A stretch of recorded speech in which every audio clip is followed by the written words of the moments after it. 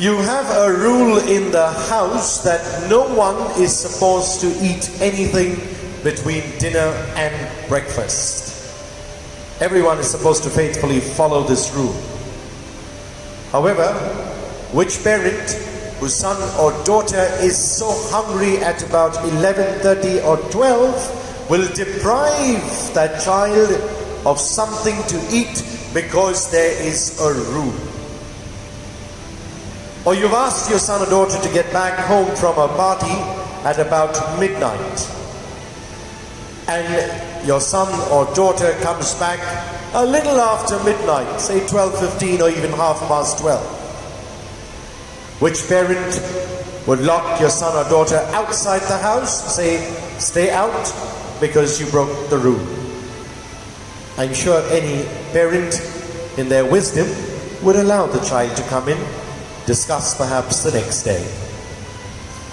My dear brothers and sisters, we can see in today's gospel how the scribes and the Pharisees want to go by the law itself, the letter of the law. This is the law. Eating anything or doing any work on the Sabbath is forbidden, and your disciples have broken the law. That's the accusation against Jesus. We must remember they were waiting for opportunities to catch Jesus on the wrong foot, and here was their best chance. But here comes Jesus explaining to them what David himself did in the Old Testament. Here comes Jesus who says very clearly, the Son of Man is master of the Sabbath. While there are laws and rules and regulations, my dear brothers and sisters, we always have to look at the greater good of the person concerned before accusing someone of having broken the law. Laws are necessary. Rules and regulations are an absolute necessary. Why? Because there will be discipline. However, when we go merely by the letter of the law, we forget the humanness of the person concerned. And this is what Jesus is drawing our attention to.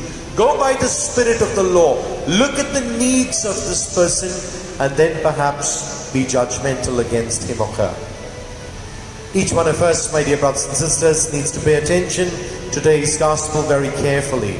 Because sometimes we are filled with certain guilt feelings because we think we've broken God's law.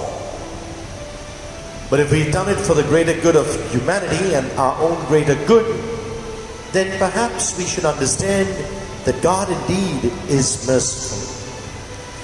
Today, as we celebrate this beautiful feast of St. Teresa of Calcutta, so much for us to learn about what it means to go by the spirit of the law, what it means to reach out to others in charity, of what it means to have a tremendous love for the poor, for the outcast, for the rejected society.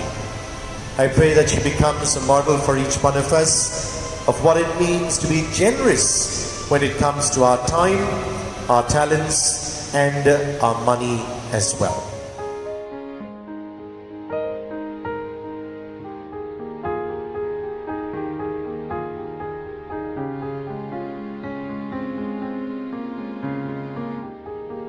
God bless, and do have a Jesus-filled day.